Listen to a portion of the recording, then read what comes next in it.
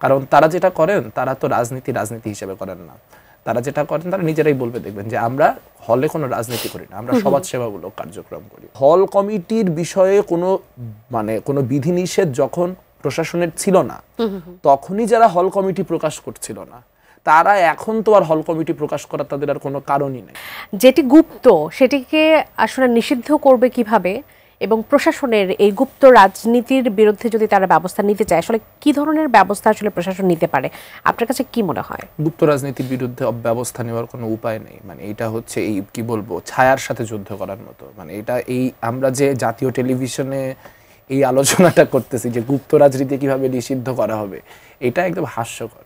কারণ তারা যেটা করেন তারা তো রাজনীতি হিসেবে করেন না। তারা যেটা করেন তারা নিজেরাই বলবে, দেখবেন যে আমরা হলে কোনো রাজনীতি করি না, আমরা সমাজসেবামূলক কার্যক্রম করি। এখন ধরেন হলের একটা মসজিদ আছে, সেই মসজিদে নামাজ হয়, তো আপনি তারপরে কিছু ছেলেকে আলাদা করে ডাইকে বললেন যে আপনি তো নামাজ পড়েন, আসেন আমরা অমুক বিষয় নিয়ে আলোচনা করি। তো তারা দিন ধর্ম নিয়ে আলোচনা করলো। তারপরে আপনি আস্তে আস্তে 5 দিন 7 দিন 10 দিন বাদে তাকে বুঝাইলেন যে আপনি একটা সংগঠন করেন, সেই সংগঠনটার নাম ইসলামী ছাত্র শিবির, তারা এইভাবে কাজ করে। বা আপনি কোনো একটা সোশ্যাল ওয়েলফেয়ারের কাজ হাতে নিলেন, সেই সোশ্যাল ওয়েলফেয়ারের কাজ করলেন, করার পরে আবার 5-7 দিন 10 দিন 15 দিন পর বা 15-20 বার দেখা হওয়ার পর তাকে বুঝাইলেন যে আমি একটা সংগঠন করি, এটার নাম ইসলামী ছাত্র শিবির, ইত্যাদি ইত্যাদি বৃত্তান্ত।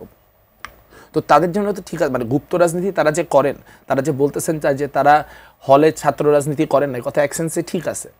রাজনীতি বলতে আমরা যেটা করি, বা শিপন ভাইরা যেটা করেন, বা অন্যান্য সংগঠনরা যেটা করেন, যে এটাই আমার সংগঠনের নাম, আমি একদম শুরুতেই আমার ব্যানার নিয়ে হাজির হচ্ছি যে এটা আমার সংগঠনের নাম, আমি অমুক সংগঠন করি, তো আমি আপনাদের সাথে ইন্টারঅ্যাক্ট করতে চাই।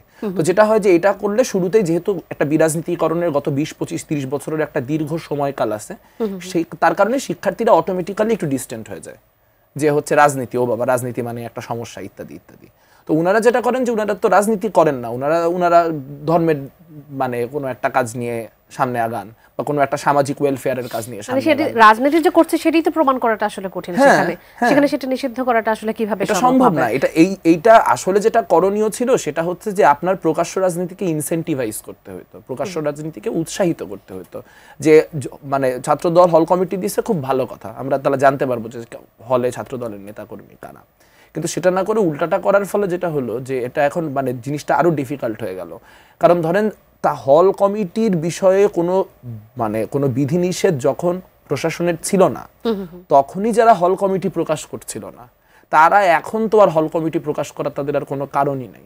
বরং তারা যেটা করবেন যে তাদের যারা সব থেকে ডিস্টেন্ট কর্মীগুলা, যাদেরকে আমরা আসলে তাদের নেতাদের আশপাশ দিয়েও দেখি না, সেই লোকগুলাকে আপনার এই বিভিন্ন রকম ছাত্র রাজনীতি নিষিদ্ধের সংক্রান্ত যেসব বিভিন্ন রকম কিছু হবে আগামী 1 মাস, সেগুলোর ভিতরে আপনার ঢুকিয়ে দিবেন।